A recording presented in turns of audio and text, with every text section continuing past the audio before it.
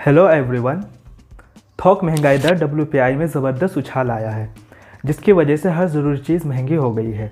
अप्रैल 2021 में WPI दर record 10.49% तक पहुंच गया है, जो मार्च में 7.49% था और अप्रैल 2020 में तो 0 से 1.5% था। WPI में चौथे महीने भी लगातार रिकॉर्ड बढ़ोतरी हुई है। आइए देखते हैं WPI यानी थोक महंगाई दर की वजह से कौन कौन सी चीज़ों में महंगाई हुई है। राज्य नागरिक आपूर्ति डिपार्टमेंट डेटा के अकॉर्डिंग तेलों की कीमतों में पिछले एक साल में 20 से 60% तक बढ़ोतरी हुई है। चना, अरहर, मसूर दाल की कीमतों में भी पिछले एक साल में 15% तक का इजाफा देखा गया है। दोस्तों, आप अंदाज़ा लगा सकते हो ये सब चीज़ें डेली बेस पर हर एक की ज़रूरत है और इन्हीं चीज़ों की कीमतों में इजाफा हो रहा है। इस डेटे से हम अंदाज़ा लगा सकते हैं कि इस महंगाई के अंदर मिडिल क्लास और लोअर मिडिल क्लास की हालत ख़राब है। तो जो गरीबी रेखा से नीचे लोग हैं, आप अंदाज़ा लगा सकते हो कि वो किन मुश्किलों को फेस कर रहे होंगे। और इसके अलावा पेट्रोल, डीजल और रसोई की गैस की कीमतों में भी इजाफा हुआ है। वहीं दूसरी तरफ स्टील, सीमेंट और पेंट की कीमतों में इजाफे होने की वजह से आम लोगों के लिए घर बनाना भी बहुत मुश्किल हो गए हैं। स्क्रीन पर आप देख सकते हो कि पिछले एक साल में कीमतों में किस तरीके से बढ़ोतरी हुई है। दोस्तों, चलिए अब देखते हैं कि इकोनॉमी के वीक होने की वजह से किस तरह आम लोगों पर इसका इम्पैक्ट पड़ रहा है। Centre for monitoring Indian economy के डेटा के अकॉर्डिंग जो अप्रैल में 7.97% था, वो अभी बढ़कर 11.9% तक हो गया है। मतलब दोस्तों, देश के बनने के बाद और देश के आज़ाद होने के बाद अनएम्प्लॉयमेंट रेट अभी अपने सबसे खतरनाक लेवल पर है। इससे ऊंचे लेवल पर कभी अनएम्प्लॉयमेंट रेट गया ही नहीं, जो अभी जहां पर अभी अनएम्प्लॉयमेंट रेट है। कोविड-19 पेंडेमिक के आने के बाद से अभी देश में तकरीबन 1 करोड़ से भी ज़्यादा लोगों की जॉब छूट गई है। तकरीबन 97% लोगों की आय भी इसी के साथ इफ़ेक्ट हुई है। दोस्तों, लोन रिपेमेंट के लिए चेक बाउंस का रेट पिछले साल के मुकाबले इस साल 2 गुना यानी 20% हो गया है, जबकि क्रेडिट कार्ड के लिए ये रेट 10% से बढ़कर 18% तक पहुंच गया है। दोस्तों, इन सब डेटा से हम गेस कर सकते हैं कि फ़िलहाल मार्केट की कंडीशन क्या है।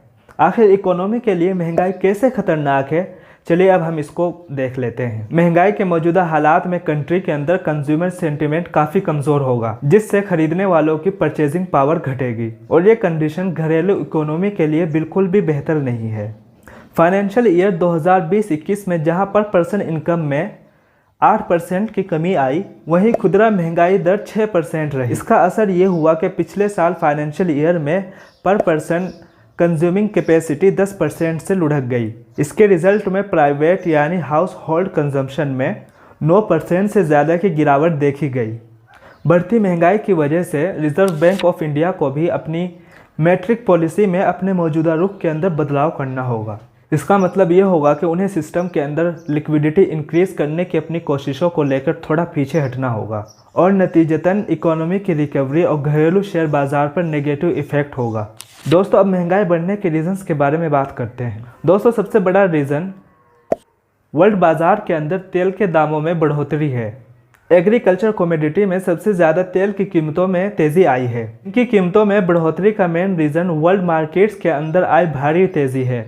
इंडिया अपनी ज़रूरत का तकरीबन 60% तेल इंपोर्ट करता है और इसमें भी सबसे ज़्यादा हिस्सेदारी पाम ऑयल की है, जो तकरीबन 60% है।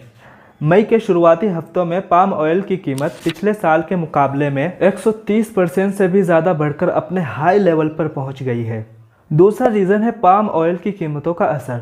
पाम ऑयल की कीमतों में तेज़ी की वजह से बिस्किट, चॉकलेट, कॉस्मेटिक प्रोडक्ट की कीमतों में भी बढ़ोतरी देखने को मिली है। तीसरा सबसे बड़ा रीज़न हो सकता है कि पिछले साल बारिशों के अंदर हुई खराब फसलें। दाल की कीमतों में तेज़ी की वजह बीते सीज़न में भारी बारिश की वजह से दाल की फसलों का हुआ नुकसान, साथ ही ट्रांसपोर्टेशन पर पाबंदी और कोरोना के बीच मांग में बढ़ोतरी से भी कीमतों में इजाफा हुआ है। चौथा बड़ा रीज़न है पेट्रोल और डीजल की बढ़ी कीमतें।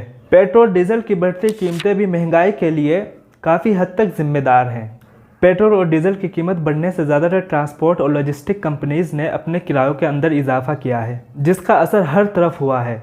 ऑनलाइन खरीदारी करने वालों के लिए भी डिलीवरी चार्जेस बढ़ गए हैं और व्हीकल चार्ज बढ़ने से भी कोरियर कंपनीज ने अपने चार्ज में इजाफा कर दिया है। अब सवाल उठता है, क्या अर्थव्यवस्था और महंगाई पेंडेमिक के वजह से ही खराब हुई है? आइए हम इसको देखने की कोशिश करते हैं। दोस्तों, अगर डेटा पर नज़र डालें तो ऐसा बिल्कुल भी नहीं है। अगर हम ईयर 2020 के फर्स्ट क्वार्टर पर नज़र डालें तो उस वक्त भी इंडिया की अर्थव्यवस्था और जीडीपी लगातार घट रही थी। इंडिया वर्ल्ड की 6th लार्जेस्ट जीडीपी होने के बावजूद मोदी गवर्नमेंट के द्वारा लिए गए नोटबंदी और जीएसटी जैसे डिसीजंस से हमारी इकोनॉमी को बहुत बुरी तरीके से हिलाकर रख दिया है और रही सही कसर कोरोना पेंडेमिक ने पूरी कर दी है। दोस्तों 2015 में जहां ग्रोथ रेट 9 के करीब था, अब वो घटकर माइनस में पहुंच गया है, बल्कि -10 और 12 तक पहुंच गया है। दोस्तों जीडीपी के ऊपर मैं अलग से एक डिटेल वीडियो बनाऊंगा जिसके अंदर मैं सारे पॉइंट्स क्लियर करने की कोशिश करूंगा। दोस्तों चलिए अब सोल्यूशन की तरफ चलते हैं कि इस महंगाई का आखिर सोल्यूशन क्या है, इसको हम कैसे कम कर सकते हैं, उस पर कंट्रोल किया जा सकता है। भारत अपनी ज़रूरत का तकरीबन 60% ऑयल इंपोर्ट करता है, इसलिए अगर गवर्नमेंट ऑयल्स पर इंपोर्ट ड्यूटी कम कर दे तो इससे दाम कम हो सकते हैं और कुछ मीडिया रिपोर्ट्स के मुताबिक गवर्नमेंट इस पर विचार भी कर रही है। गवर्नमेंट ने फिलहाल दाल के आयात पर से प्रतिबंध हटाने का फैसला किया है, जिससे आने वाले वक्त में तेल के दाम भी कम होते हुए नजर आएंगे।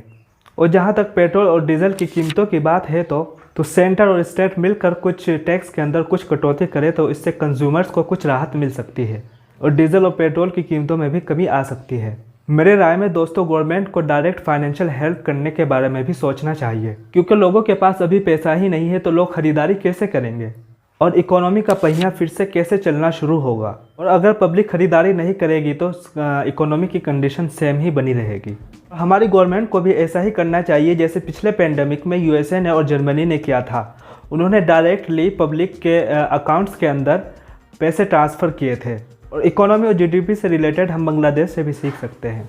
इसके बारे में मैंने अपनी पिछली वीडियो में भी बताया था, अगर आप चाहें तो आई बटन पर क्लिक करके वो वीडियो भी देख सकते हैं। दोस्तों आपको वीडियो कैसा लगा कमेंट सेक्शन में अपनी राय देकर हमें ज़रूर बताएं। अगर आपको मेरा काम पसंद आता है तो आप लाइक शेयर एंड सब्सक्राइब करके मुझे सपोर्ट कर सकते हैं। Thank you very much.